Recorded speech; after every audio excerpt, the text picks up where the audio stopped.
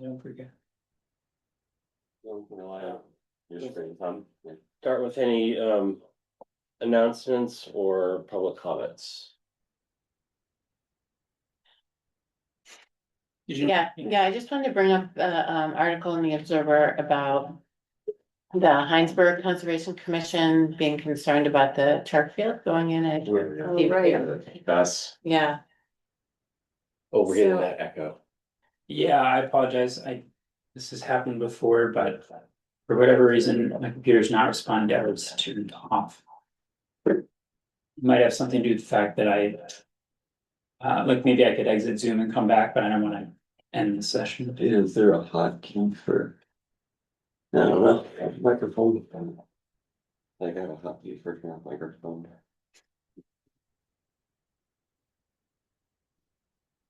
Do you want to just go? so, yeah, so that's not our town, but it's our school district. I know there was some talk of putting one in community park at some. Oh, yeah, I don't know when.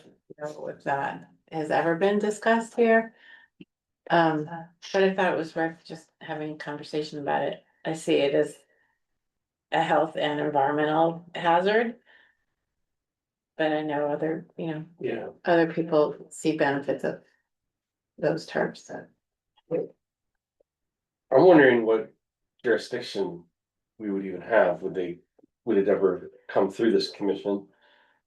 Or would it have to take the initiative to express concern, because who else would sort of do it? If not us. Yeah, well, I mean, Heinsberg is based on runoff and well waters, well water nearby and. So that, I mean, their concern is pretty focused on It's like an immediate Heinsberg human health locally. concern. As opposed to like a general runoff concern because of the well water usage. Yeah. Yeah, I mean, so I think that that's their main concern, which isn't our concern. Since it's not our town. It would certainly be a concern if there were ever an artificial turf going into the watershed of like Allenbrook though. Yes. For Yeah. sure. Yeah. I mean, I guess the question is, do we wanna lend support to Heinsberg Conservation Commission, or just say like if this was in our town, like we would also share these concerns? Or do we just stay out of it? So there's a group whose name I can never remember. It's the Southern Chittenden County. Regional Planning District. Not quite. It's like it's more informal than a district, but it's basically a group of towns that form Southern Chittenden County that get together like quarterly, talk about environmental issues and concern and water quality concerns and projects and programs and things like that. And I'll say that would be a good forum. This topic would be a good forum for that group. It includes, I don't know, David, if you've been to that one yet. No, What's the name of it again? Williston. I'll look it up. Okay, yeah. But it's not old. No, but it might not meet anymore. I haven't heard about it for a while. Yeah, okay. Well, maybe it'll get resurrected with this turf issue, cause it's like basically the Chittenden South School District. It's the same towns. Yeah. I mean, it's not really related to this particular turf runoff issue, but I know that an indoor turf facility, just generally in terms of the demand for turf, which drives these proposals. I know that what used to be the Sports and Fitness Edge in Williston now is a Forever Summer Fieldhouse or Summer Freddy Forever Fieldhouse, SFFH, and they just opened and started renting indoor turf space. And I know that last night the planning commission discussed early conversations about potential for a bubble. Those inflatable arenas to go in kind of in between PetSmart and Home Depot. They're trying to figure out, because it would be a non-conforming use, but it would be turf but indoor. So just to be aware, there's a lot of demand for turf. Facilities are opening up indoor, outdoor, but covered. The And also rate of outdoor. injury on them is so much higher. Yes. there's injury concerns, there's environmental concerns if there's runoff, and there's also air quality health concerns for, Totally. and they are not all equal, they're different ones that have different amounts of off gassing and But there was perk discussion dust and stuff. about PFAS in this article, and I just wanna be clear that like, just because something doesn't have PFAS doesn't mean it doesn't have something else that is not dangerous, so. It's like Our- the BPA issue with the, Exactly, like, plastics. there's just something else that's replacing it that we haven't figured out. Is probably harmful to especially goalies and who are, you know, really have their face in it, and I mean, so that's a different issue. The health issue is separate, I think, than, and probably not the focus of this committee, although I think we'd be remiss if we didn't mention that as a downside of turf. And then there's the environmental issue when you're just putting a lot of like crumbled rubber and plastic outside, it's gonna break down and it's gonna contaminate the environment. Thanks for the comment. Is there any request for the commission to take this up again? I think it could be worth us thinking about, maybe we could just investigate what would be appropriate for us to do relative to CVU, but also we could think about like a recommendation for like ahead of any proposals in town, like if we wanted to preempt something getting proposed, like we could learn more about what we would hope to see our fields, the way we would hope to see our sports fields managed in the future. That does connect to one of our town goals, I think one of the higher priority town goals, which was to take a look at the amount of mowing and fertilizing and, you know, various upkeep that we do on our fields and meadows and mowed areas town-wide and find ways to reduce that. Actually, one of your options to reduce mowing and fertilizing is to look at turf. So there is some intersection with that town plan goal in terms of coming up with an informed opinion on that. So I think it's a good idea. I'm happy to kind of add it to our future topics list, and we could, depending on how much volume is coming through, look at it again in December or January and give folks an opportunity to educate a little bit and think about, search for information. And there's the fundamental question of like which body would it come to, like, would it come to us naturally, or would we have to sort of reach out? I don't, it depends on where it's proposed, probably. But even if there was like something across the street, like even if they were like, we wanna.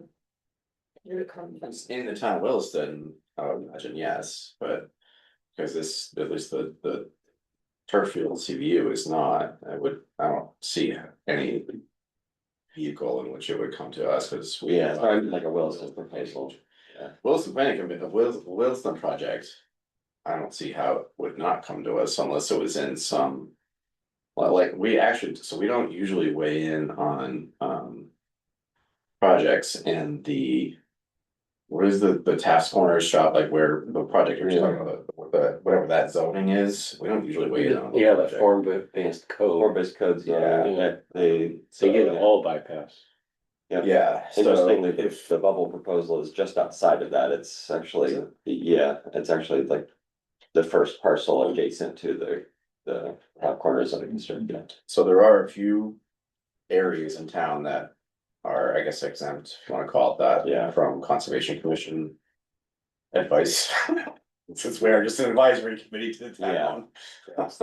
But it doesn't mean we couldn't, take a look at something. And we could preemptively provide our input on such a proposal to the DRB, so that if something comes through, they know where the Conservation Commission's thoughts are on. So artificial turf. let's put it on the list of possible topics for the future. I think I would amend it with this discussion of how it would appear in Wilson, have that discussion about, whether or not it would appear, if we want to recommend to the DRB that something be brought to us if it so requires it. Okay, thank you for the comment, Lynn. And it's the Champlain Valley Conservation Partnership, but I don't think they meet anymore. Yes. Yeah. You gotta- The yes, because they don't meet anymore? No, yes, because that's what it is, and I can never remember what they're called. It's 6 towns now, because Charlotte joined in 2023, but I think they may have disbanded by now. Sherlock killed it. Ouch. Okay, Good idea. let's move to the minutes. I was, Oh, I never even got that far. skimming them quickly. In terms of my computer, not in terms of looking at things ahead of. Were any of you able to connect to the network? No, Not to the network, but I'm working off of one bar, so Yeah, it very slowly loads. Need to plan ahead here. Yeah, Okay, No. all right, well, here we have it up on the big screen. thank you. It's a beautiful minutes. It This is is. November, it's November 5th. Let's see. This minutes features the innovation of putting the chair title to the members present, in case anyone is interested in the future. Innovative. Charity. That's all I have to say about the minutes, I'll stop.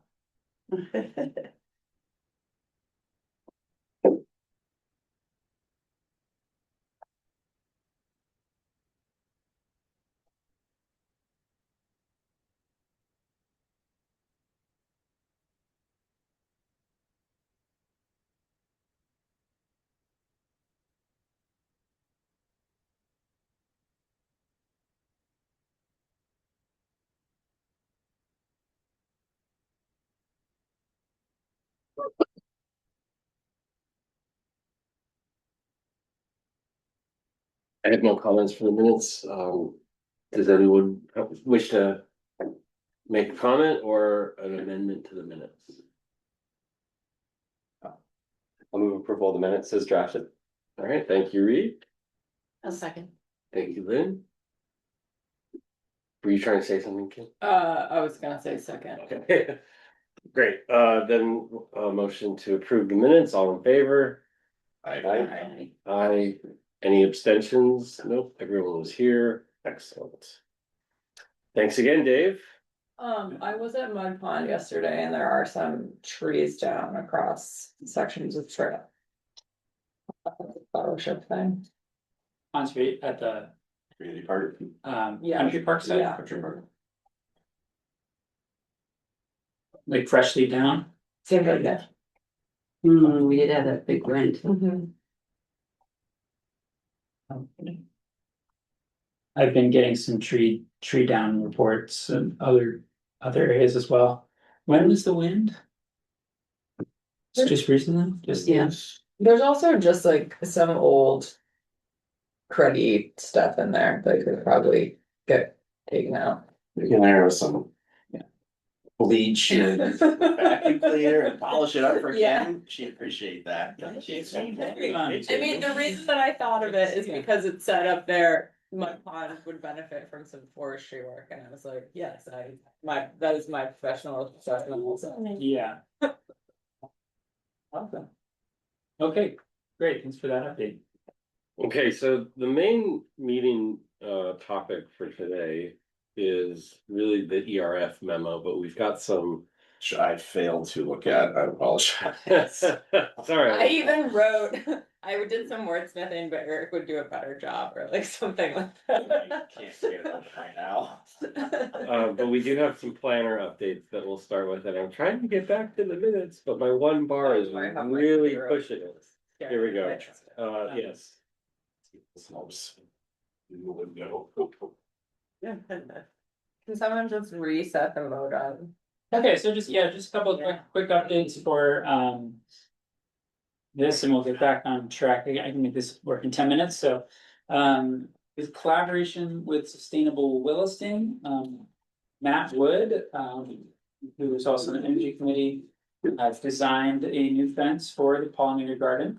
As has been discussed here in the Williston Conservation Commission.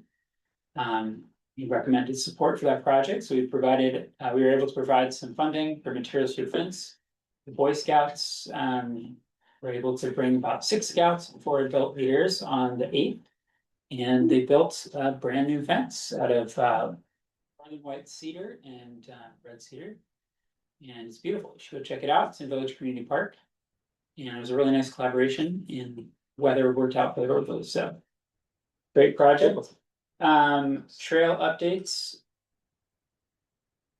I mentioned last time that we have closed the boardwalks and Mud Pond Conservation Area due to their degradation.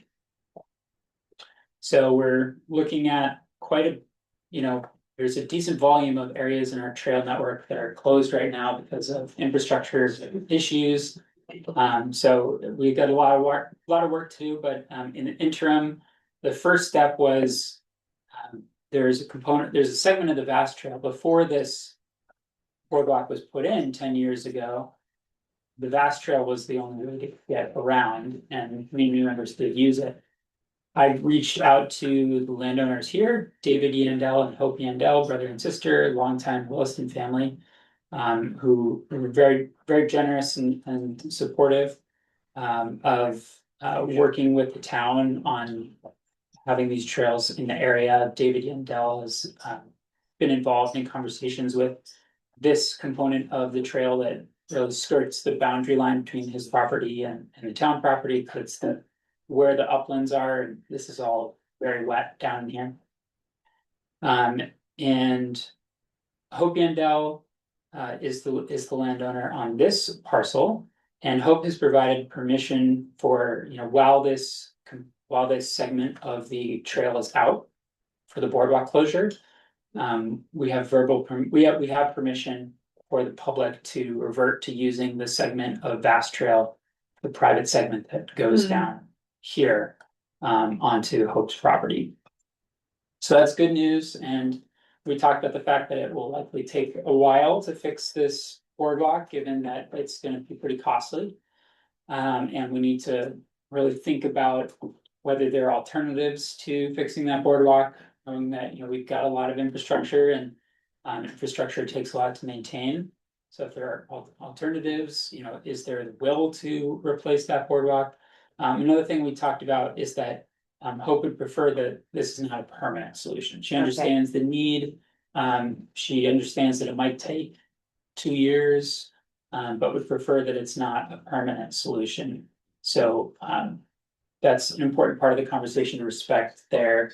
And the last component was that we talked a lot about signage and making sure that people understand very clearly how to interact on the Vast Trail. And so before advertising this to the public and signing changing the trailhead signs that are currently out there, I'm gonna get some signs prepared that clarify that the pedestrians are entering private property, and that put some signage up about Vast Trail policy for when the Vast Trail is operating for good trail etiquette, and that's such. Can you zoom out? So that's a positive development. Yeah, and sort of Vast Trail isn't shown in our trail network map here online, but that's a positive development out there. So that'll restore access for people to be able to continue along the circumferential trail. And I've reached out to start the process of getting someone out there to take a look at those structures and give us an estimate on what they'll cost to replace. I just have this suggestion that we as a commission consider trail resiliency under the realities of climate change, and that maybe is like a broader topic of learning and discussion, and maybe we could I don't know, bring some folks in, but I think we need to probably be thinking differently about building and maintaining trails and trail infrastructure, and it's like a piece of learning and research that I think is just starting in the academic community, but I don't know that it's going to be sustainable to build and maintain trail in the way that we have in the past. And for this example, you mean like the puncheons and boardwalk, or? I don't know that like this area is not going to be susceptible to flooding because it's a kettle pond, but just like broadly, I think that like across the Northeast, there's a huge investment in outdoor rec infrastructure because of the outdoor recreation economy, and we're not adapting that development and implementation of that infrastructure to the realities of future climate change. So we're seeing like new mountain bike trail networks get built in places that are highly vulnerable to floods and then be ruined in 2 years, and it's like flushing hundreds of thousands of dollars down the toilet. So we have a colleague and I have that's being let out of the University of Maine are part of a project that's like mapping rec infrastructure over climate vulnerability areas. That's great. And I just think there's like this moment of like, oh, we can't do it the way that we used to do it because it's just gonna wash away. Yeah. Yeah, I think that's a great point. Yeah, thanks for bringing that up. Drought also, which Right. has affected trail work in this area, Yeah. actually, yeah. Yeah, the country park we talked about last meeting. Sure, yeah, and I think that plays directly into the conversation of, is it even appropriate to replace this structure? Yeah.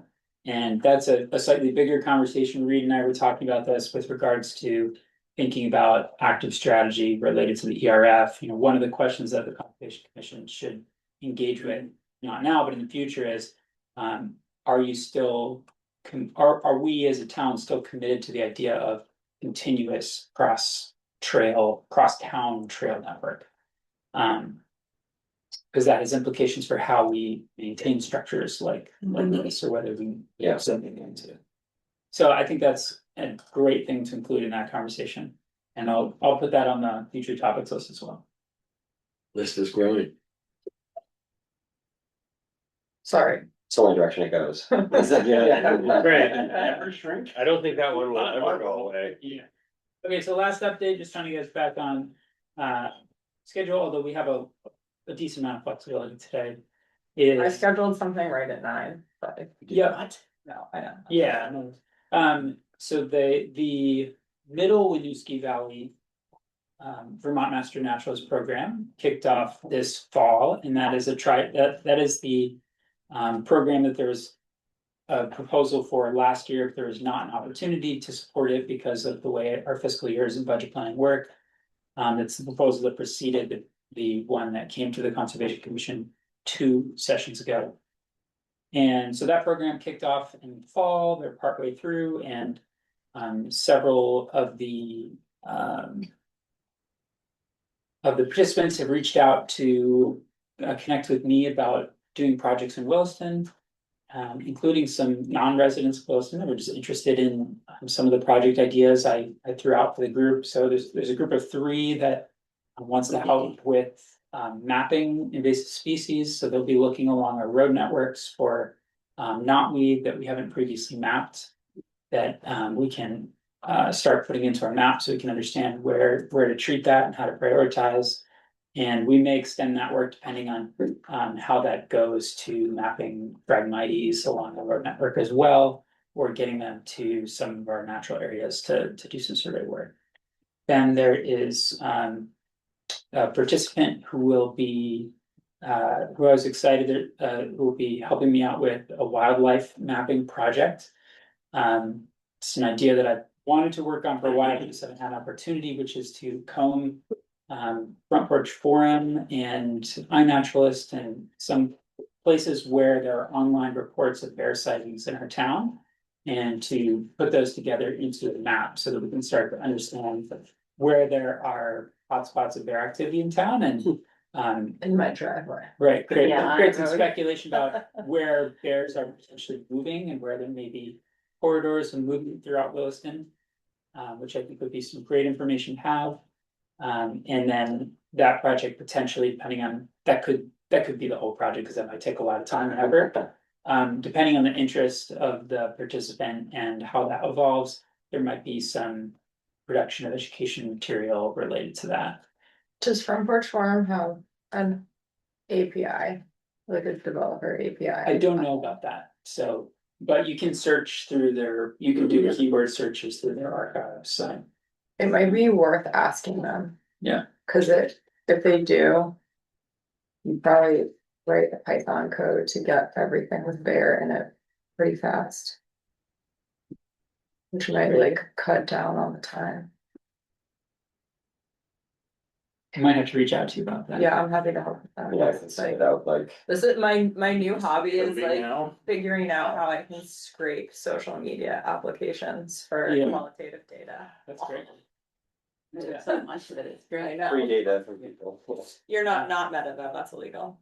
Right. Well, I'll also be reaching out to, Jacqueline Como, the bear biologist for the state, who will be sharing the, the state data that comes in from reports to Fish and Wildlife about bear incidents in town. So I'm looking forward to getting access to that data, and I don't yet know, sometimes when accessing state data, there's various agreements to anonymize it in various ways or keep it partially confidential for the sake of people's information. So, well, I still have to figure out what that data will look like, but I'm looking forward to getting access to that because that'll add to that picture of understanding regarding wildlife activity and potential for wildlife conflicts and how to mitigate that in town. And then the last group that will be working in Williston is a group that is going to be working with Laura Meyer to pick up on a project that started out of Mud Pond Conservation Area back in the first time that the Conservation Commission supported a VMN program, I think all the way back in 2018, is that right? Yeah, no, not quite that far back. Oh, not Ms. that- Novello presented to the Conservation Commission about her fern project. Mm-hmm. And she moved in Albany. And I suggested a fern project to the current group because I thought that would kind of get her to give them the data to continue the project, which she did. She had a lot of information that she put together and sent Yeah. to Dave and to me. So it was really great. Yeah, that was cool to see. So there's a group that's gonna pick up where that project left off and take the data and I think the objective is try to turn it into an educational walk. So Yeah, that's right, that's where she kind of left off, was Right. turning into something the public could use. Mhm. So I didn't want to share those projects in development with the commission. And that's the quick updates for today. Excellent. Great. Thank you, Dave. The next topic on the agenda is the ERF memo. And this is our annual recommendation to the town. We had a good discussion last month.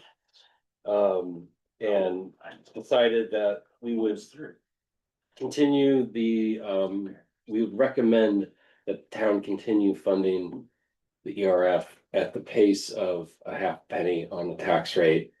And we had some homework to This, I'm craving my homework. yeah, Eric's doing it right now. Yeah, I read if it. you wanna pull up the Google Doc version of this, I added some edits, comments. Yeah, I'll pull that in a Have some second. I just want to notes. show you. So as requested, I updated the figure, the ERF annual appropriations and land costs in 25 to 25. But something that wasn't done before is this trend line for land cost was just, there were only two data points that created that trend line. So I was looking for some historical data that would be a reasonable way to approximate the value of open space. And I found that USDA tracks farm real estate average value per acre.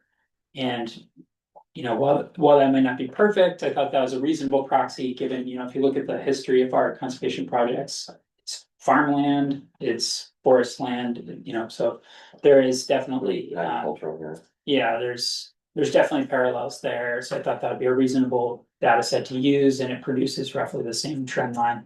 So I put that data in so we can see that full trend line. So on the right axis, you still have land value or data that gives you an approximation of land cost. Now, this is for Vermont.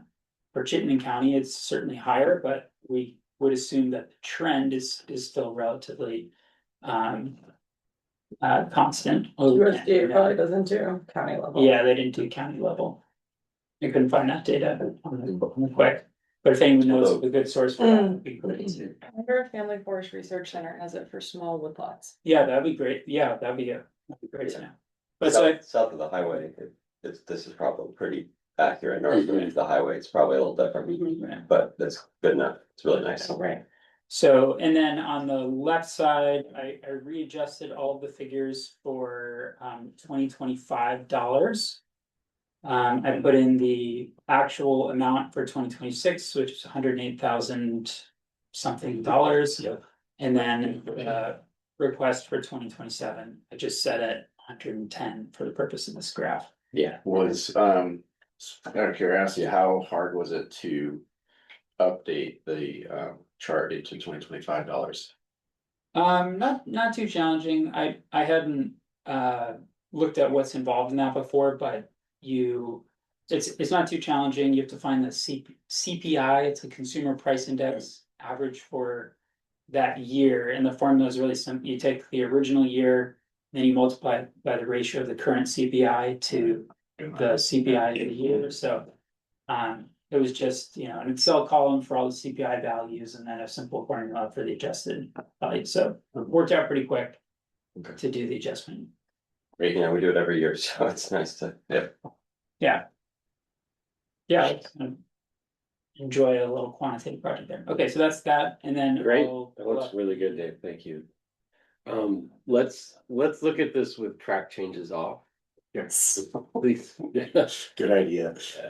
Mhm. Well, There wasn't anything that was removed in my reading, there wasn't anything that was removed that seemed like it wasn't good to be removed, there were a couple. Just like. Awkward wordings or repeated words or things like that, just a little basic grammatical review at the end to polish it. There was one thing, Dave, that I did notice, which was. That we mentioned a couple places, like the Article 6 vote, and we mentioned a couple places. The answer to like, are we on track to meet our 30 by 50 goal, and is this the right level of funding and different things, and they weren't all completely in sync, so there were times where we said. It's not quite enough, and there were times where we said, we're back, we're on track, so just wanna make sure that we kind of smooth out those variations. I think, based on the discussion from last week, yeah, I mean, we are kind of changing the tone of this. I mean, I was picking up on that too, but clearly didn't have enough time to sort of smooth it out entirely. It was much better. The tone of the previous memo was that we are not on track. Yeah. Fundamentally, like every sentence was sort of written with that sort of urgency of mind. But then now with Article 6 passage and the interest that's collected on the standing balance, like we actually are much closer to that amount, which we all sort of agreed is pretty remarkable progress. And the sort of the basis for why we're not making any additional changes. So yeah, I mean, we can wordsmith this. We can spend our time. I mean, Eric is still wordsmithing those. I can see his cursor in the document right now. So we can either go through this line by line and sort of smooth that out, and then finalize the memo here and now in the meeting, which I'm game for. We have time today to do that, or we can take notes and keep working on it in specific sections. Any recommendations or suggestions? Does anyone not want to sort of go through it line by line? And I'm wondering if that's like, do we feel like that's a good use of our time to actually? My opinion is it's not a good use of our time together. Yeah, I had a suggestion because I didn't see it in there. Which, I mean, if there's some things like what Reed said and things we can think of. Cause I know, when I talked to Jean Jensen, she says, she has all these things lined up and there's always a choice. It's all, there's 6 important things, and how do you decide, to distribute money? And so it's important that people were really on board in the town of Williston. But it's still very easy to say, there are hungry people, homeless people, we need to give more money to social services. We can take from the ERF again. It's just still easy, and I wonder if it's worth mentioning that, saying while it's easy, it's important to us. And we have the people in the town are behind this to keep funding this, so. Hmm. It's up to you guys, cause you're writing the memo, but I mean, I feel like that's straight from the mouth of a decision maker, we should probably take it seriously. yeah. I mean, I think it's a great point, and it's definitely something to be aware of, you know, with this strategy the WCC has taken, that's the risk. The risk is the select board says, okay, we'll do it this year. And, you know, for the next 5 years, but the budget's evaluated every year and next year they say, oh, well, you know, we need to pare things down and let's, you know, let's cut down this. I did learn that Richmond votes on they have an ERF appropriation for their equivalent. They do vote on that every year. Now, South Burlington does not, so they appear to have a different legal interpretation of the requirement. So, you know, between Can the, we dig into that? I mean, bluntly? Why did they have that interpretation? The attorneys read Yeah. words differently. Exactly.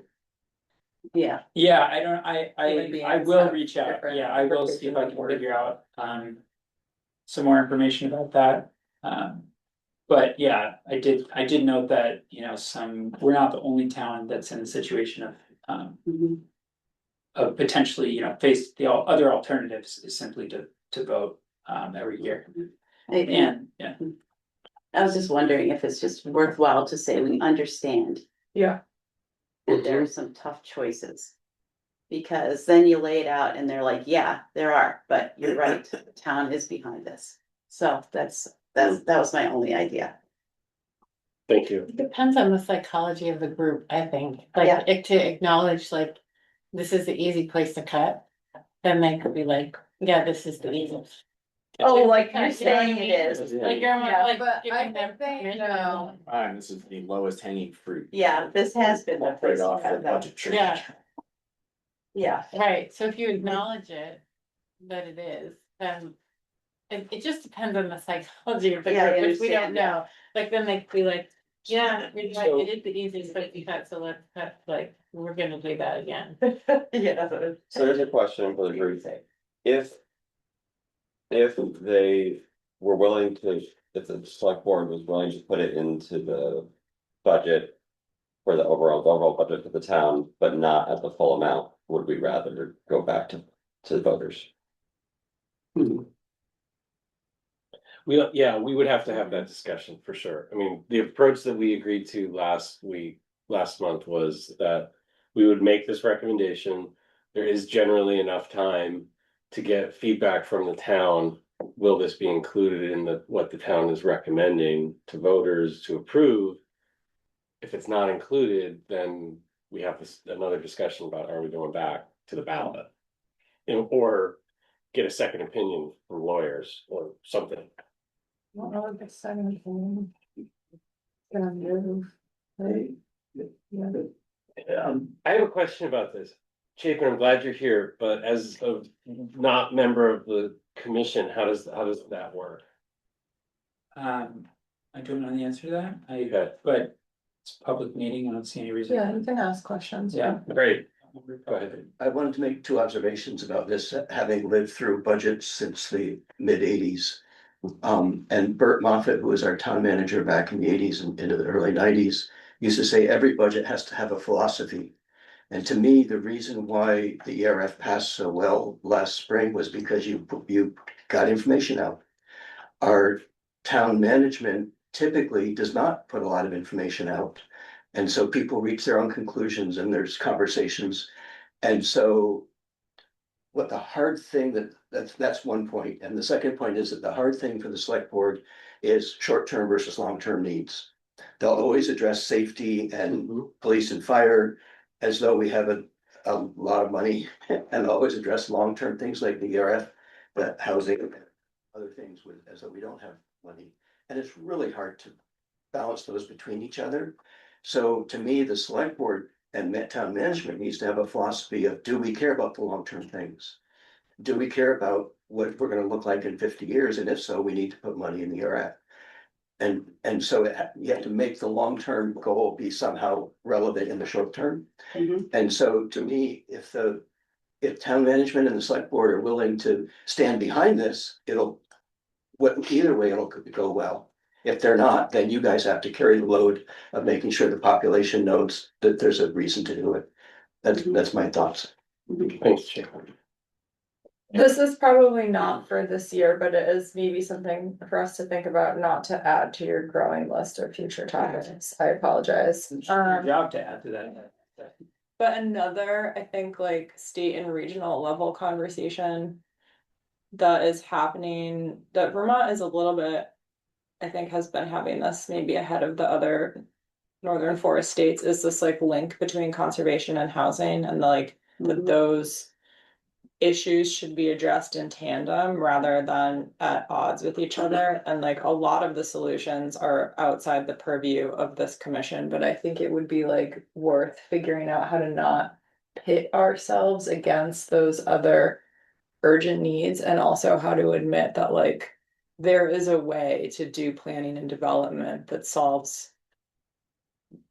that addresses, not solves, the housing crisis and furthers conservation goals. We're just not pursuing it like societally. And like I don't know what our role as a conservation commission is in advance in that, but I think like it's why we have to argue that like don't take the conservation money for housing, right? When instead we could be spending one pot of money to address both things at once. And it like is showing up in Burlington, where we're talking about like parks as solutions for unsheltered homelessness, or like if we thought about designing more neighborhoods like Lefebvre Lane where there were smaller houses and more green space, or like there's a bunch of HOAs in the valley that actually like own forest land. But I don't know, like it's connected to this conversation, but it doesn't like help us with this, other than to say like you're right, and that's like we should try to figure out how to get away from having to fight against things like housing, which are like probably always gonna win if we don't think more creatively. I don't know what the role of our commission is in that though. Certainly at the state level, things are leaning more toward addressing housing issues with the changes of wetlands. Right, and it should be like it should be a both and conversation. So I heard Laura's comment as being, we should add a sentence into the opening paragraphs that reflect recognition that, you know, budgets are hard things to manage, but we're dealing with this information that even though the language on the ballot makes it appear as though it's a long-term request, the lawyers are telling us it was only good for 1 year. You know, voters thought they were approving a long-term investment in the town, but you know, we're sort of still forced with this very short-term grind of budget decisions, and essentially saying like respectfully continue the will of the voters and fund Right, this exactly. long term. Yeah. I think that is a good addition, and also again speaking to the tone of this memo, which was very like, you know, we're not doing enough, we're not going to get there. I think we can sort of change that with. That's why I think Article 6 was mentioned. I mentioned it in my edits a lot, is because that's sort of the defining change in this. I don't know, I can't get into it. I don't think this memo should get into it, all of these I don't get that. topics, but I think that is exactly what the ERF priority list is meant to sort of start getting into. Which is how do we want to use it, and rather than like a reactionary, oh, this parcel's up for sale, do we want to start using it more proactively? Reed? Are there any other comments about that topic, or because what I was gonna talk about is later in the memo? Okay, Hold it for a second. I think, yeah, let's decide what we want to do with the memo. It sounds like we don't want to do wordsmithing, but we still wanted to submit this in November. Yeah. I think we should do content, like what content and Yeah. tone, and then people can wordsmith offline if anyone even has wordsmithing to do after Eric wordsmiths, because trust me, he's very good at that. Wordsmithing. Just in terms of timing, I believe this needs to be ready to go to select board before December 2nd. Okay. So I think no matter the outcome today, the commission should end in a place where you're comfortable either as it's written, or you're comfortable empowering, Dave and Eric and Kim to just finish it.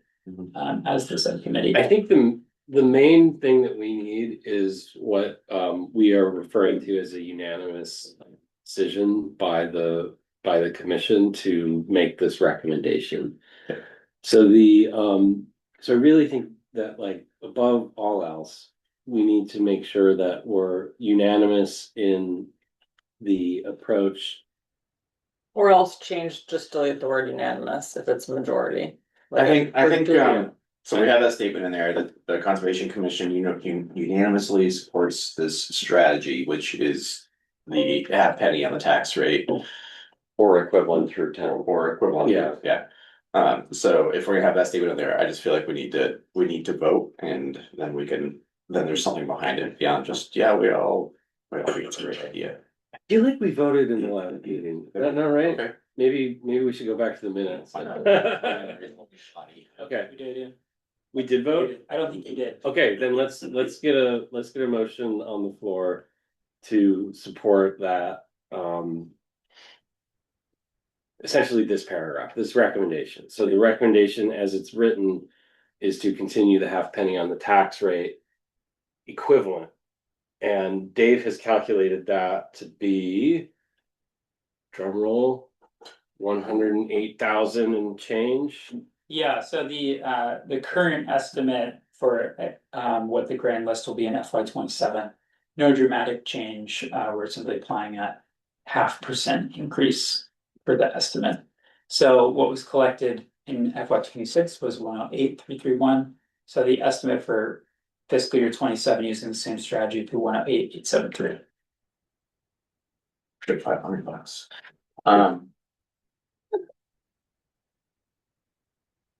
Yeah, I would say what we want to vote on is that bold sentence right there with the underlining. It was easy requests. Exactly. So I would make a motion to approve specifically what is written right there in bold. For these reasons, the WCC requests an ongoing ERF appropriation equivalent to 1/2 penny assessed on the grand list value. Okay, thank you, Eric. Thank you, Kim. Kim seconds. All in favor of approving this? Aye.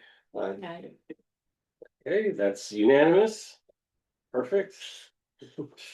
We're on the record. Procedural points are important. Yep.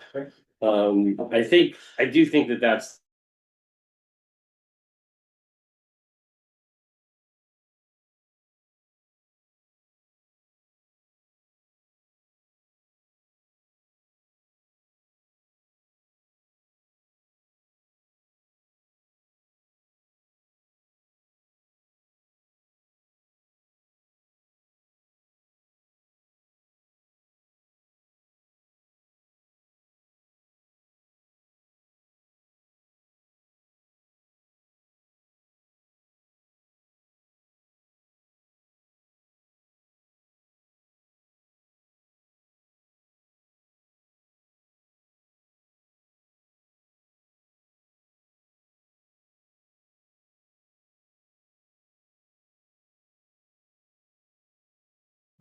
It is feasible for us now to work on achieving our goal. We don't know if we'll get there, but like it's back within the realm of feasibility. Right.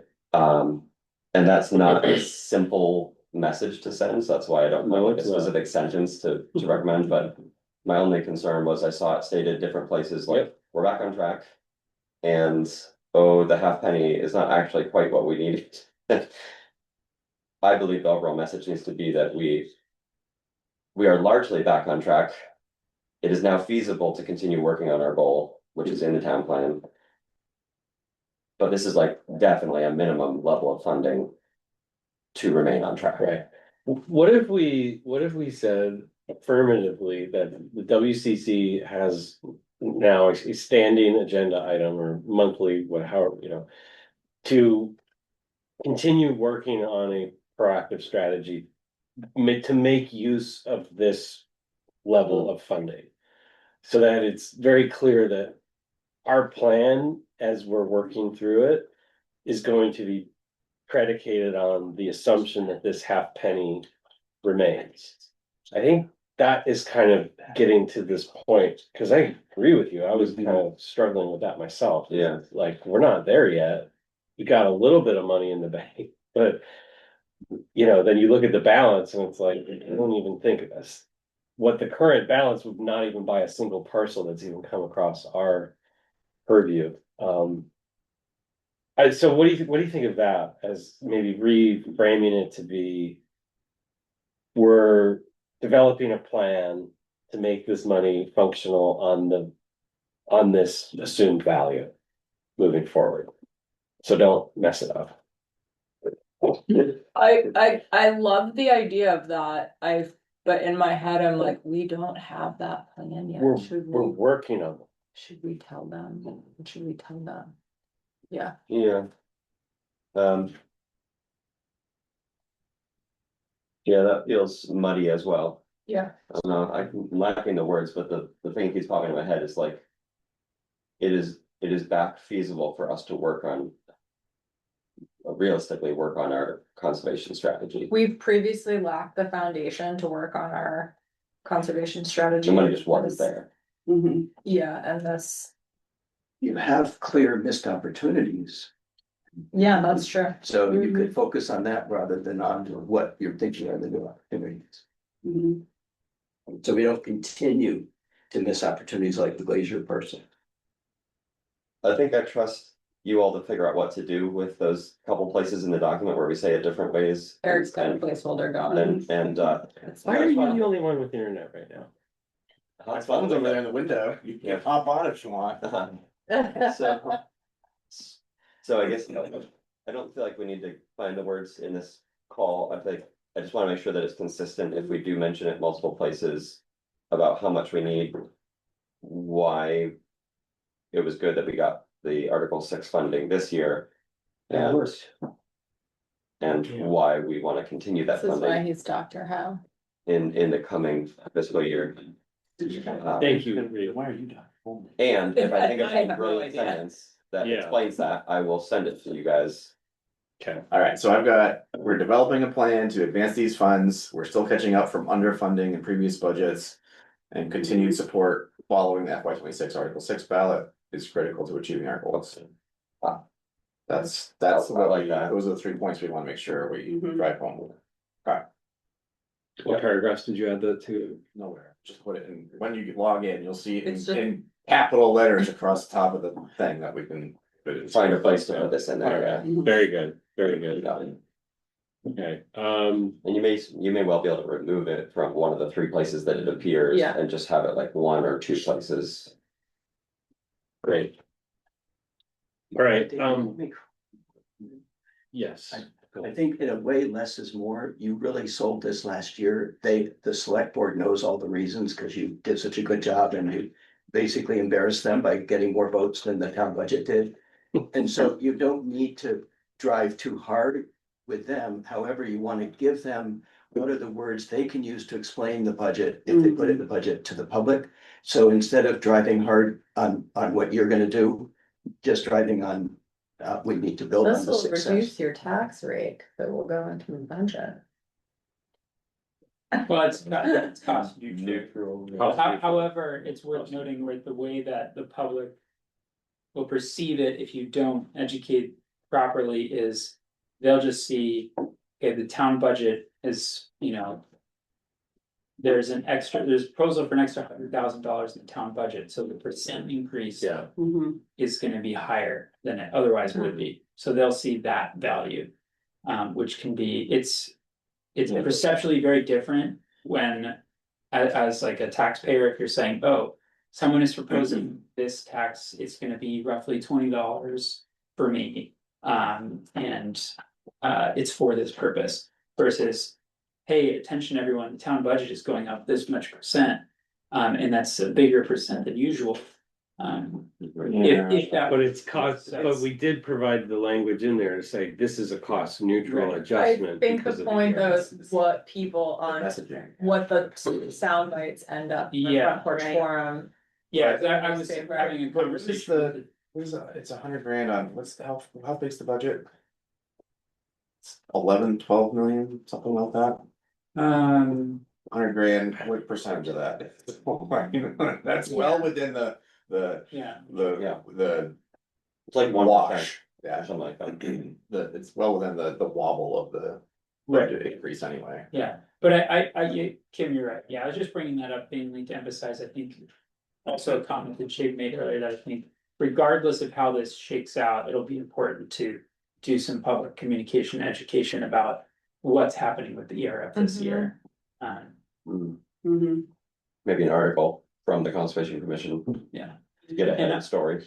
I also just wanted to note with regards to this half penny number, if you look at the adjusted figures, essentially we have, this big spike right at the start of this.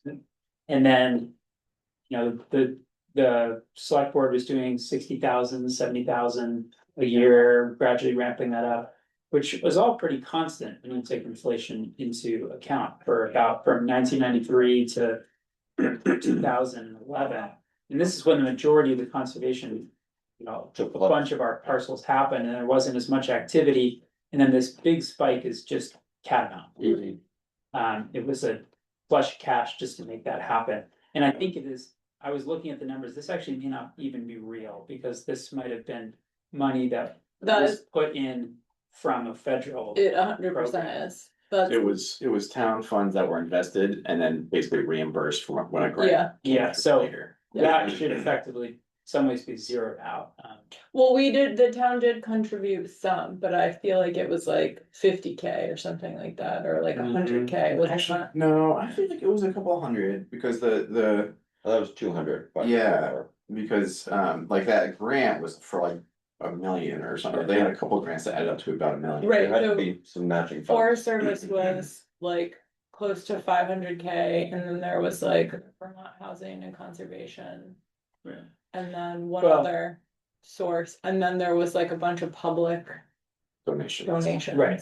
Well, anyways, my point is simply that if you look at the data, it does tell the story of. We are back in in a consistent realm with an annual level of contribution that produced really good results.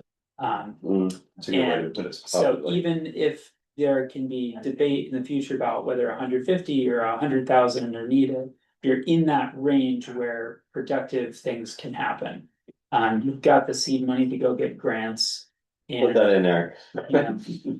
So, We're in the range where productive things can happen. Yes.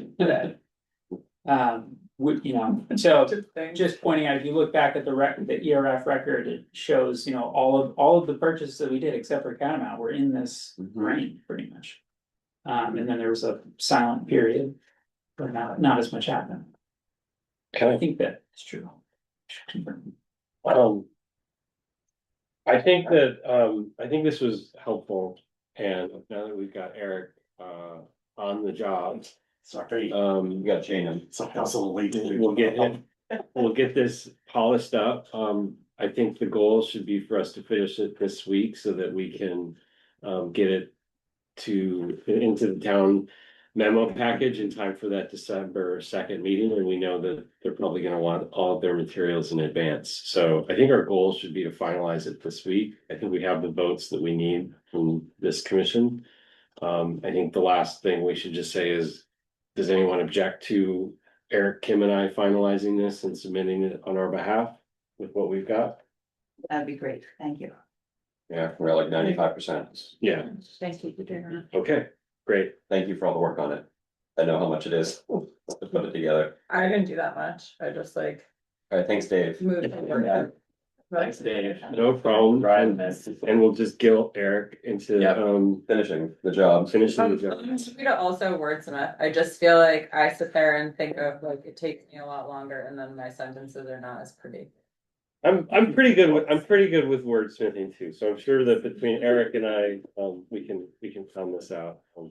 I'm also working on a 300-page filing for the December 12th, so This sounds more fun. this is a little more fun.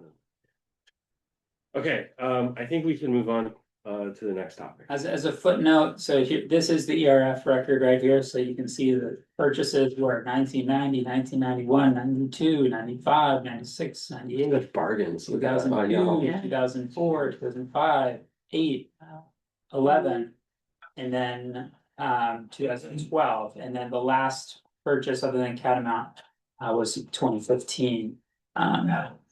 Keep in mind, those are, I don't think those are adjusted for 2025 numbers, right? Those are, No, yeah, So, those are, they look like a bargain, but remember, they'd be like double that today. so. Anyways, okay. There you have it. Indeed.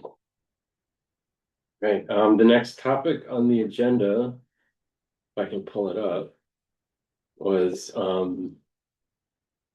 actually several discussion topics that have been lingering for a while. Sign annual report, I'm not sure what that one is, volunteer program update, and then town invasive species management strategy. I have a feeling that these last two are part of the reason why we are graced with Chapin's presence. So why don't we start with the volunteer program update? Then I would actually almost suggest maybe we should start with the invasives Okay, conversation and then talk about how the volunteer program sure. plays a role in that. Is that fair, David? Sure, I don't know how you see. I am just gonna sneak it in order as printed, so the annual report. Right, Needs staff. needs to be complete, by the end of the year and, I think that you should elect a subcommittee, so I don't know if you wanna nominate your chair or, subcommittee, but. Here's the 2024 version. I remember last year, we adopted this one-page approach, which was great. Did we, at one point, we were also talking about doing it, we did it like a longer version that went on the website. Did that ever happen? Or did we just do this one pager? I've gone, so I don't. Definitely, I think we did the one pager. Alright, sounds good. to me. I think we all just took a piece of it, figured out what we wanted to write about. And if you don't remember, it's for the fiscal year, so technically it ends what you did June 30th. Right. Yeah, but this year, Right. that's the tricky bit, is always remembering what we did 18 months ago. after Yeah, June 30th. That yeah, doesn't count. Well, just- When is this due, Dave? I think it's due, I think it's due the end of December, but that's the only reason I'm trying to shoehorn it in now is just to get it in the works now, because. I've been told that you don't always meet twice in December. We can look at the calendar at the end of the meeting. We have opportunity to meet twice certainly, but. I know time can be short that time of year and people are absent, so I just wanted to make sure that it was discussed today so that there is a plan. I'm not gonna have any time for this, but I would look for a volunteer who I could. can volunteer to work with anybody who's interested and not otherwise occupied to come up with like a bulleted list of what needs to be in this year's report, and then that way at the next meeting, folks can sign up for those topics. Yeah, work. Yeah, does anyone want to join Reed in that? Yeah, I'll help you out, Reed. Okay. I'll have more time after grades are in, which is like the 10th. And I'm really thinking of like a half-hour phone call. I don't, Right, I was less. gone all spring, and I don't know if I like really know what to put in there. I think the scope of work really just starts with just a quick review of the agenda topics. I mean, I don't think we ever talk about the Yeah. projects that we've gone through. It's just like, what are our sort of long-standing agenda items? ERF prioritization list being one of them, the onboarding package and Like Article 6 is gonna website. be our biggest paragraph, Absolutely. because it was the most like, I don't know, flagship moment for us in the last fiscal year, and then there'll be other things we worked on. So this would be Fiscal year 25. June 2024 through May 2025. July through June. July 2024 through June 2020. Got it. Yeah, okay, then in that case, yeah, the Article 6 first. Remind me to schedule 30 minutes there. All right, I get two PhD students who send me voice Yeah. memos and they're hilarious, cause it's like random research thought. Yeah, that would be so annoying. It's, So no, top it's secret. really funny, I play Okay. them out loud. so that's the annual report. Yeah, sorry for shoehorning that in. But now it's taken care of and you have 45 minutes to spend as you will. Okay, and I also, like Kim, have I scheduled, so I think we need to end at 8:45 for everyone's awareness, so half an hour. If that Okay. works for everyone. Should we start with town invasive and then talk about volunteer? Mhm. Okay. We want invasive management plan. Are these topics actually linked though? They're definitely linked. They definitely Are- have a healthy Venn diagram intersection. Okay. Yeah, The we've majority talked. of, the majority of invasive management that has gone on has been volunteer based. Up to this point, except at Catamount. That's a big exception. to That's that. been volunteer based, just, Right. I Yeah, think he means but there's Ethan- been professional. oh, There's been yeah, and- professional and- oversight of the whole process, Yeah. so we've had Okay. volunteers helping, yeah. Yeah. But even there, we've had a lot of volunteer hours. So I guess I can say a couple things to start the conversation. So both of these items have been on our future topics list for a little while. I think talking about the volunteer programs was on first, and then Reed added to talking about a townwide waste management strategy more recently. But they are linked, which is why I just said put them on the topic together, and for the exact reason that Reed just mentioned. So historically, Williston has really relied on volunteers to champion this topic of invasive species removal, spreading awareness of invasives, generating an understanding of where they are. That work goes back quite a while with the Conservation Commission. 2018, some Vermont master naturalists did an invasive species management plan for Mud Pond Conservation Area. There's been a mapping initiative at Sucker Brook that I found in our files. We have data on. So there's been different mapping initiatives that the Conservation Commission has championed, but the work really has fallen largely to volunteers in terms of putting any of that into action. So the last several years, all of you are more acquainted this in some ways than I am. Having started only just this April, there have been some changes to the way that the town has thought about volunteering, starting from, on the town side, I think from a look at insurance and liability. And as that's evolved over the last 3 years, we did a lot of work this year to try to understand what the town's concerns were and how that intersected with the volunteer work that's happening. And basically, there were two things that made it challenging for work that's happened in the past to continue working. And that is the use of herbicide and the use of power tools, particularly chainsaws, which are required to do efficient removal of mature buckthorn and other woody invasives. So that, those tools in the past have been used by volunteers. The Conservation Commission, I think maybe back to 2015, Laura, if you remember, or Chapin, if you remember, Laura and Chapin Canars on the Planning Commission, as appointed town volunteers, the town paid for your certification to get state certification herbicide application, so that you could contribute on that volunteer side in using cut stump herbicide, spray herbicide, is that right? the town didn't pay for it, but they Didn't pay. finally allowed us to go ahead with Okay. it. Right, It took a while. okay. Yeah. So, so there's history there, and then that the town has been looking at the last 2 years, just the degree to which their insurer passive, who's the municipal insurer, is comfortable with that arrangement. And there's been there were some questions about how it fits in with state regulations, what we're kind of allowed to do or not allowed to do after some rule changes on herbicide use.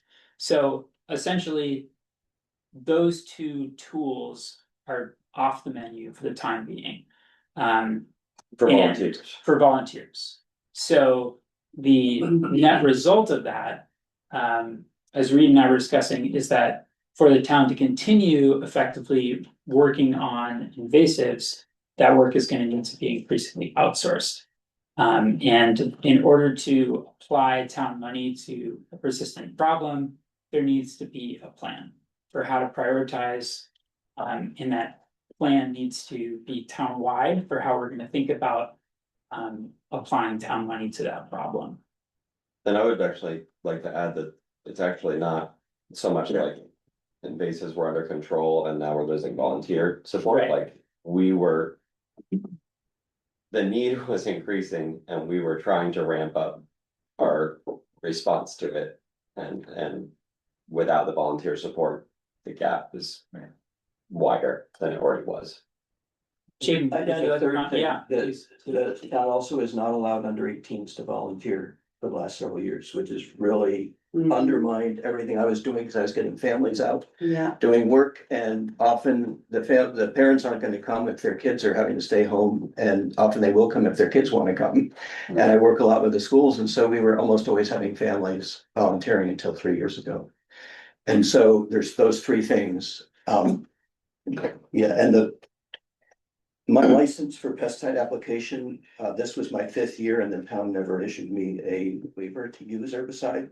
And so I'm not gonna renew my license, period. The town has to deal with this, because basically, over the last 5 years, they've increasingly handicapped the ability to volunteer in this town. I do think that this is worth a conversation. Because I'll say, like, I brought up something along like this issue or a related issue to Simon, and his answer to me was, well, Williston's not just a little town like Heinsberg anymore. We have a bigger liability now.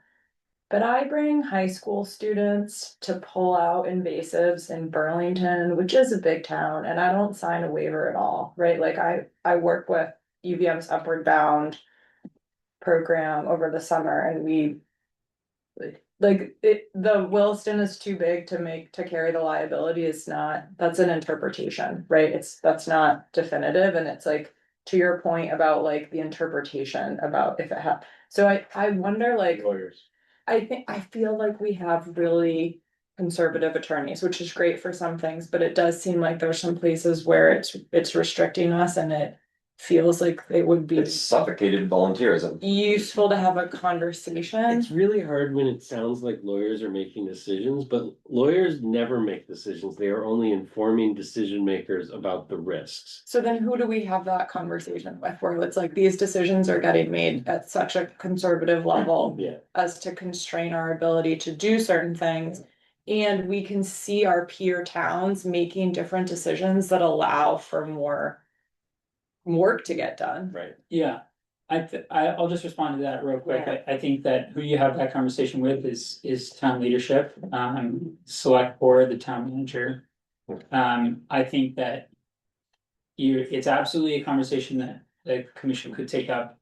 And I think that before taking up, you would really benefit from having that peer town information. Because that would make it clear how, decisions might be different between these towns. I think there's sort of two things on the table. One is kind of, if we don't have volunteers who can use herbicide or use power tools, certain kinds of power tools, and, it's hard for families to volunteer. What is the short-term strategy for continuing to work given those constraints? And then, right, there's sort of a longer term question of, does the Conservation Commission want to sort of champion this issue to town leadership and advocate for a different path? Dave, let me ask you a question. How did the scouts get the ability to put the fence up. I mean, I put my fence up. I definitely use power tools because I didn't want to sit there Yeah. hacking at it with a saw. Yeah, that's a great question. So there's two components. One is the Scouts are a large institution that carries their own liability insurance. Uh-huh. That insurance covers the participation of the adults who are able to use certain power tools that the kids aren't. And the liability for the fact that those kids are supervised by adults that have to follow certain requirements. And trainings to be able to supervise minors. Do they still That's- need a waiver for the town? There's an When do they- MOU, so that effectively it's a big waiver, yeah. And so the second thing is that the Scouts have put a lot of work into creating policies around like, here is our policy on age appropriate tool use. So, you know, we think these are the age cutoffs that we say for these different kinds of tools, these different kinds of activities. These are the trainings we require, you know, before a Scout can use a pocket knife or a saw, they have to get their tote chip. So the two answers are liability insurance and institutional practices that check the boxes that the town has about liability concerns. That's helpful. Yeah. And no one's talking about letting kids use chainsaws or apply herbicide And- for and the record. With the MOU that the town signed with the Scouts, it was essentially, you know, the Scouts, according to their age appropriate guidelines, they can use electric screwdrivers. But any other power tool use needs to be by the adults. But chainsaws were still off the menu. Yeah. Okay. Yeah, I was just gonna mention the insurance, UVM probably had insurance also for the outward bound. I don't know, no, they're not UVM students. Oh, there's, okay, They're high school But students, Outward Bound is run by UEM. upward bound. upward bound, yeah. Run by I don't know, no one even asked us, we just like showed up. I do invasive work with students at these schools from first grade up. And no herbicide and no power tools, but it's all covered by if it's a school activity. Yeah. And I'm a registered sub for the school system, then it's school insurance covers school activities like field trips, you know, it doesn't Yeah. have to be on school grounds even. Yeah, But I wanted to say two more things. One is, I did spraying under Ethan Tapper's supervision at Catamount a couple of times, couple of years. I hate spraying. I really think there's a misunderstanding about cut stump treatment. I've been doing cut stump treatment in large amounts for years, and I measure that when I report it to the state, the use, it's in ounces. You know, I might use 8 ounces a year. Some people use on the driveway. It's so surgical. You can walk into Home Depot, which I do, and buy it and spray it on your driveway to keep the weeds out, you know, and yet we have all this attention doing cut stump treatment, which is surgically applied. And does not enter the environment. If you do it on the stump, it goes into the roots, the thing dies, it is a biodegradable product. It's not a poison that's in the soil. There's been plenty of tests, like what if you have a tree here that you want to keep, one here that you're gonna treat, does it affect this one? No, it doesn't. There's a real misunderstanding of cut stump treatment, and it should be treated as a whole separate class from herbicide use, period. The fact that Laura and I had to get pesticide licenses, which cover all topics, in order to do cut stump treatment, was pretty remarkable. So I just wanted to make that point, that cut stump treatment, you should always emphasize that it's not herbicide spraying. And lower exposure risk to applicators too. Right.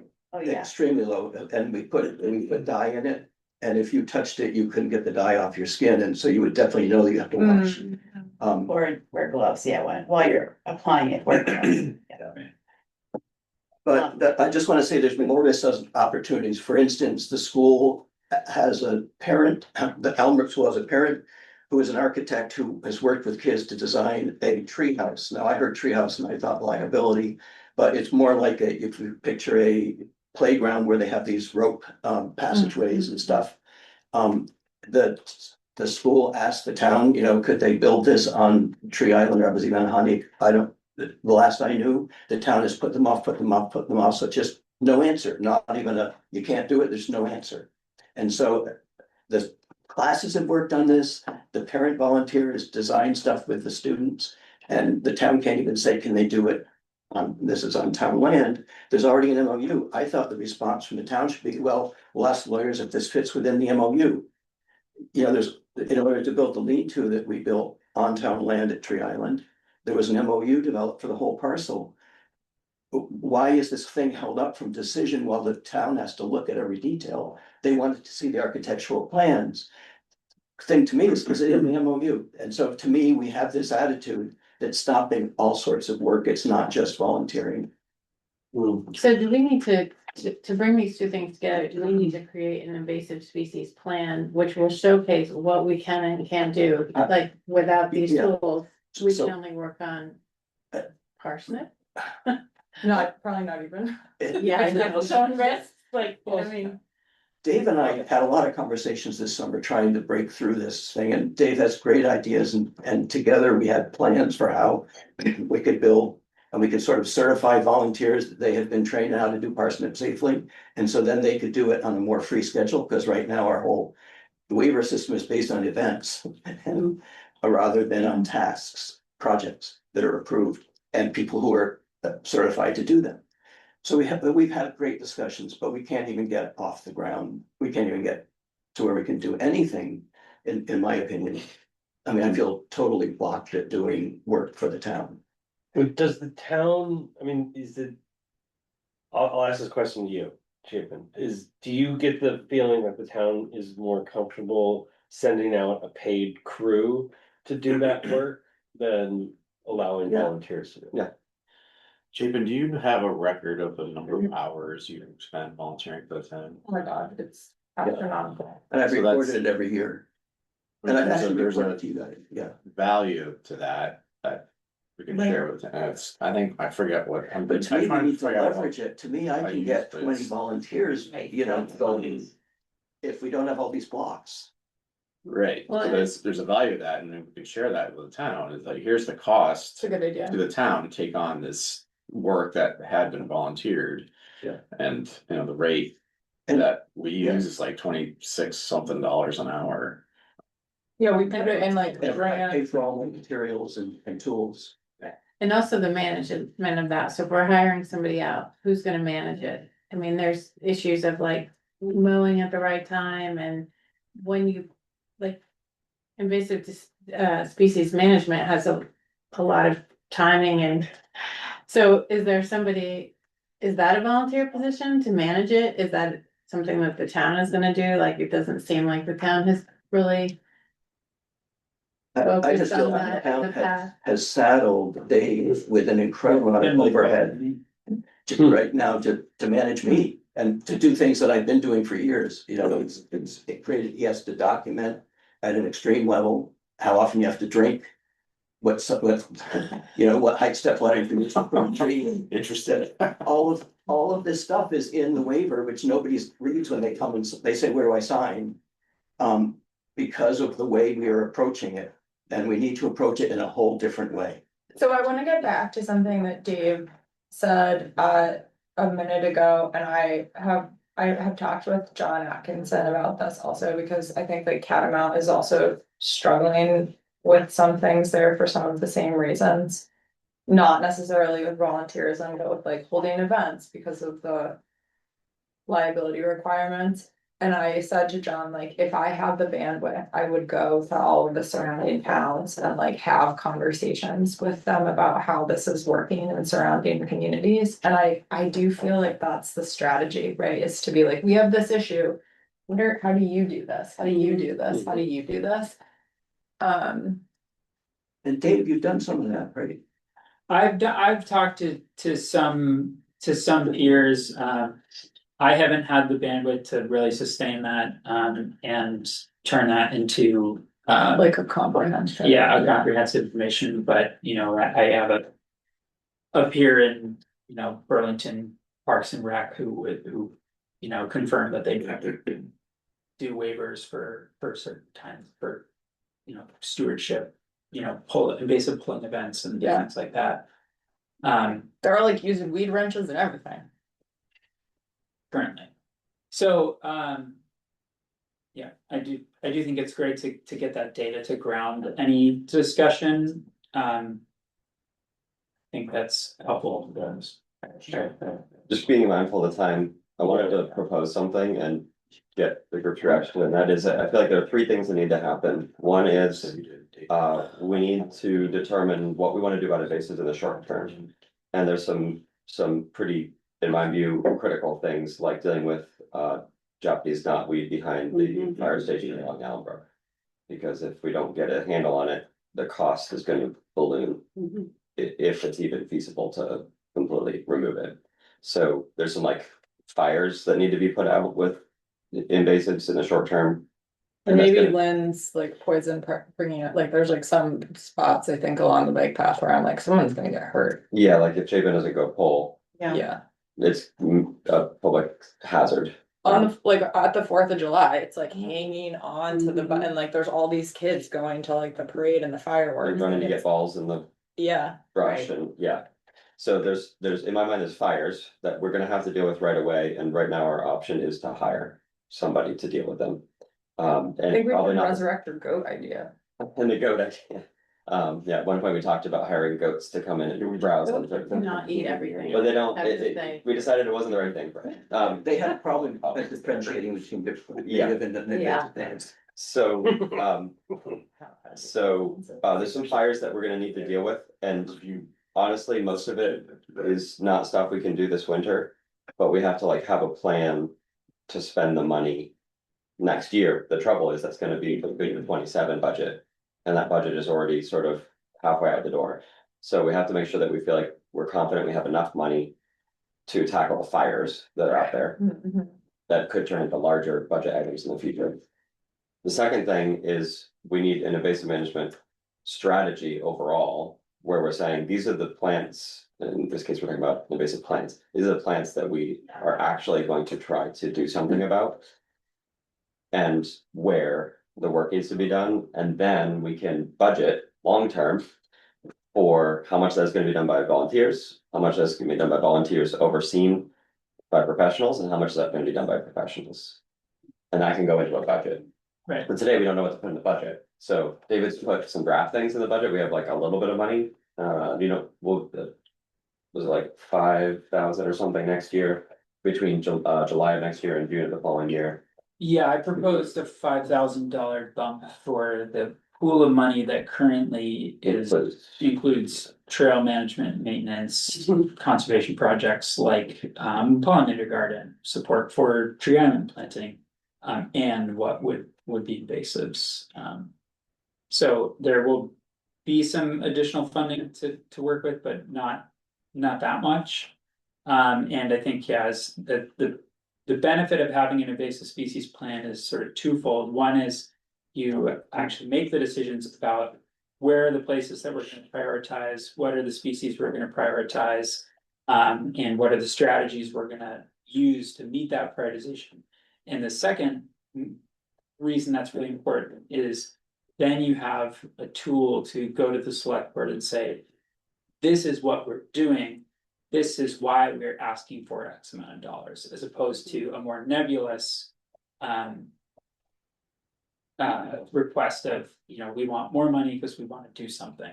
And this is kind of encapsulated if you look at what's happened on the Catamount Conservation or Catamount Community Forest Committee. Several years ago, they proposed a bump to their budget for treating invasive species, and it didn't go through.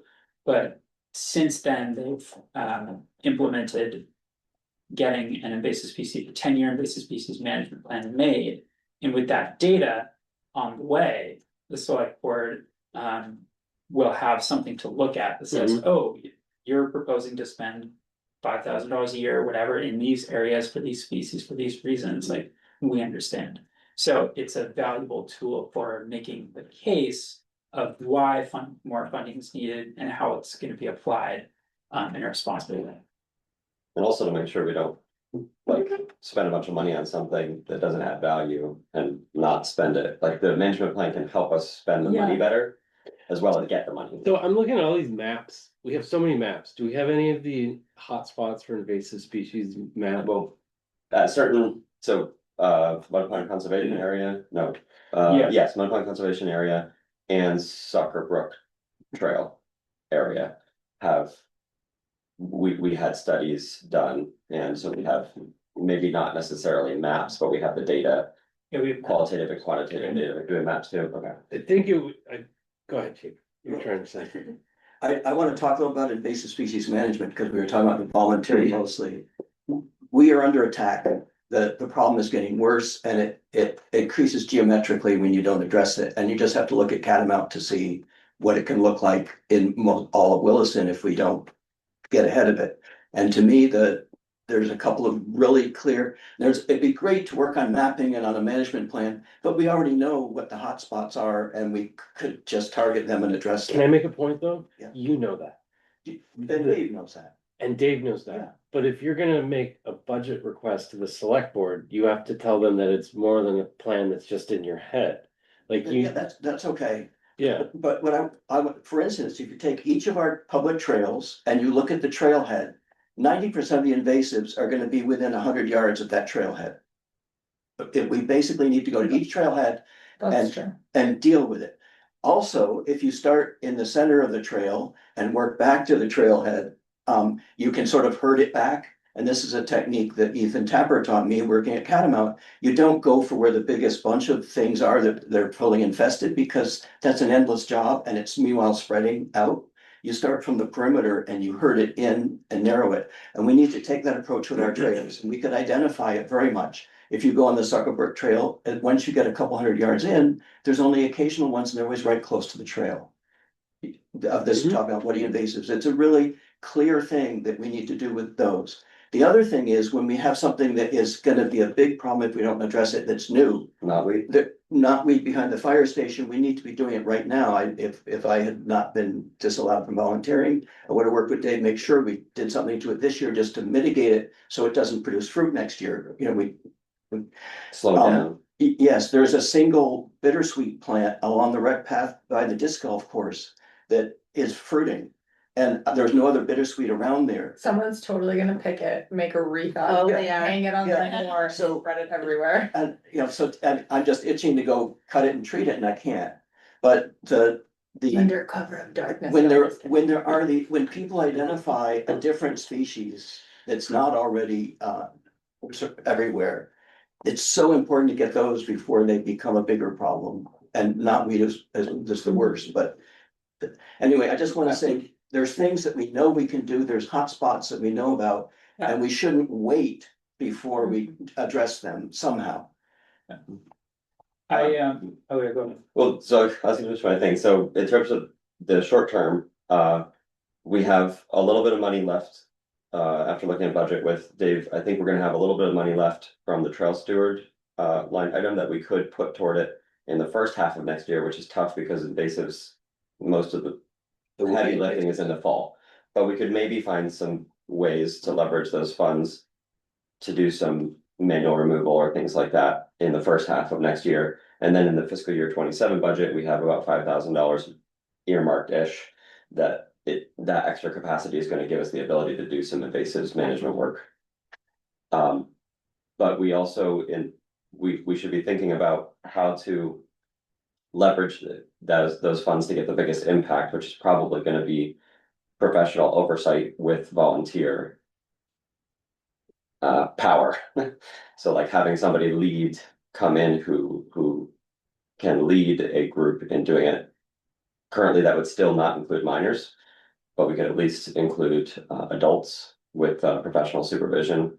And so I just wanted to advocate that we need to do something like that in immediacy to Javid's point, to get a handle on some of these things that are going to blow up if we don't temper them.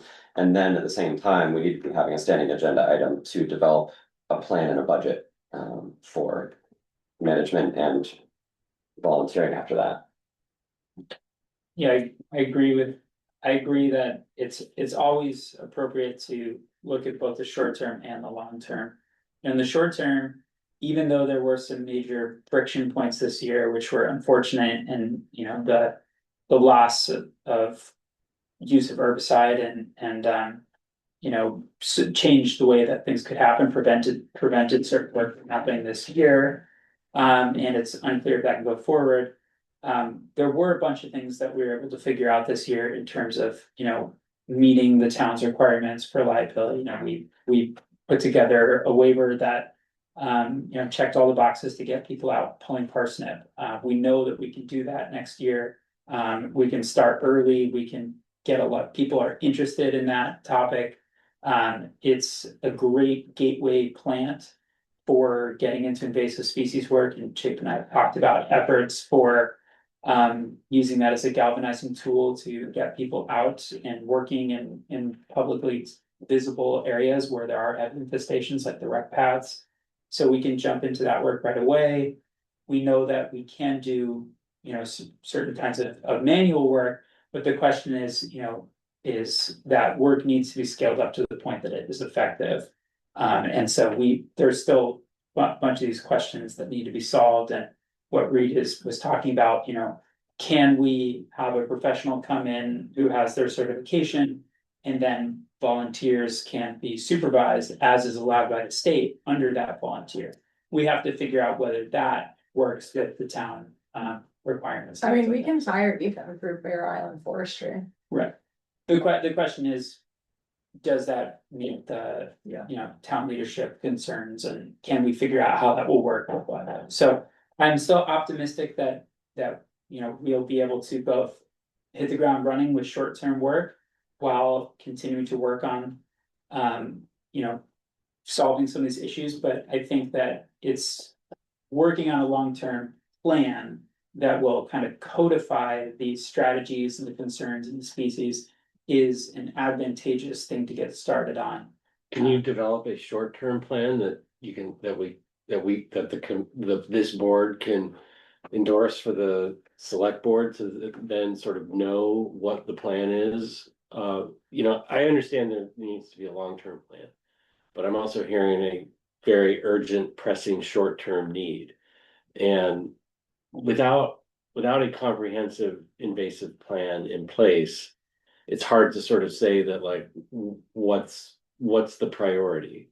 If this commission was shown a short-term plan, that could be something, or if we developed one or whatever, that is something that we could then, have a vote, say we approve it, tell the select board to, This is what we wanna do.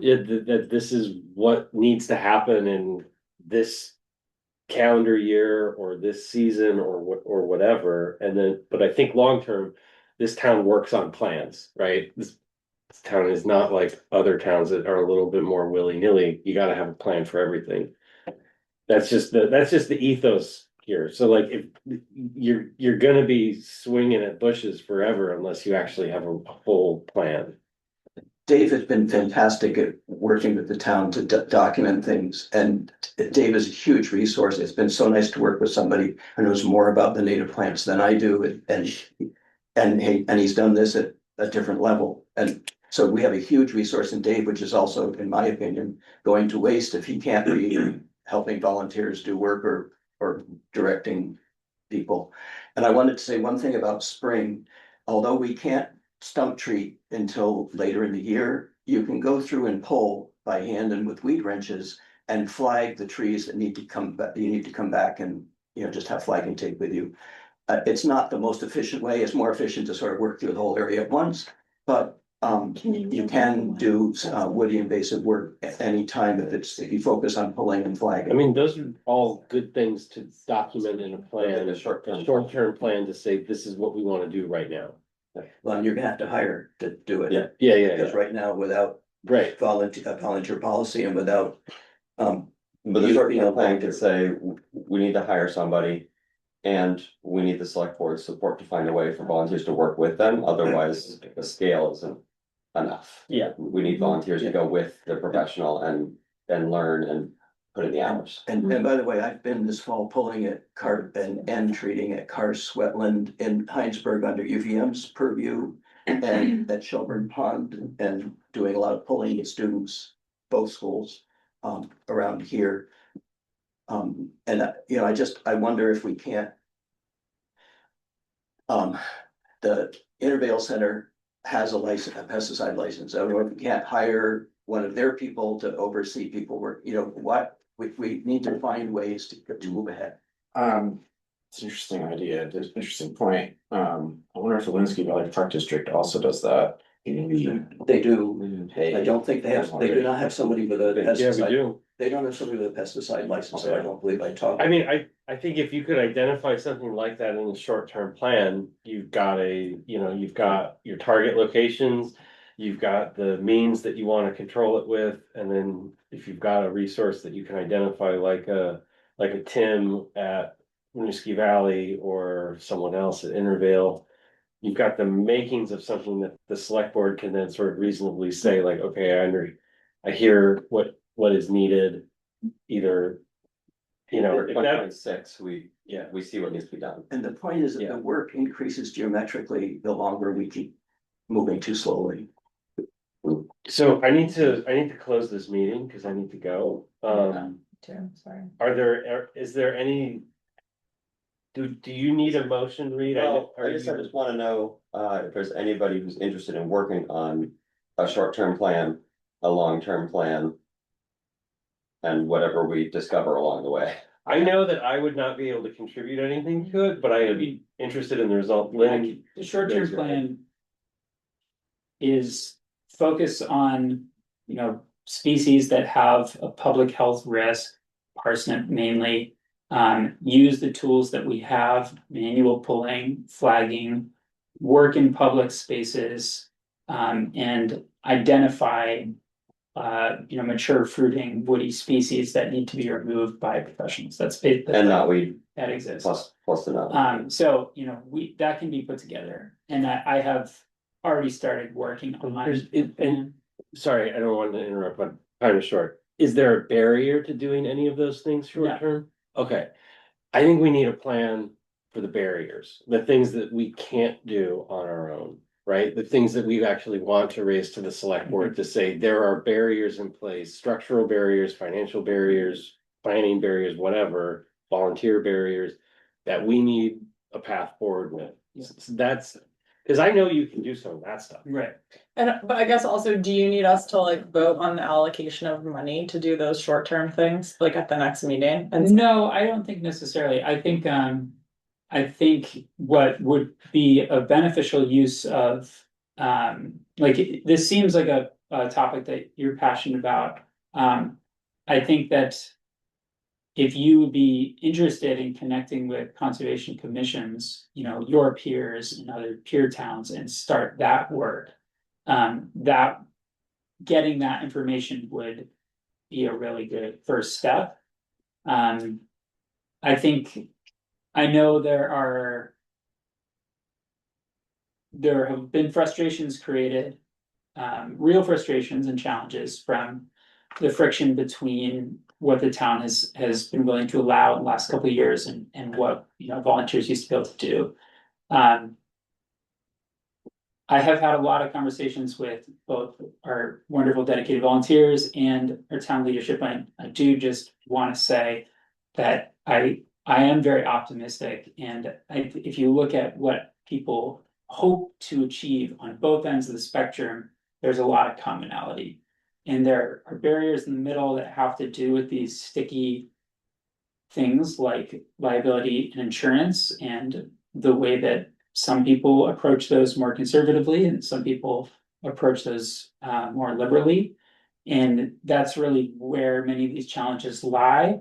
So I just do, as we sort of end this conversation for the time being, or go towards the end of that, I want to point out that there's a lot of commonality in what we hope to achieve as a town, and that gives me a lot of optimism.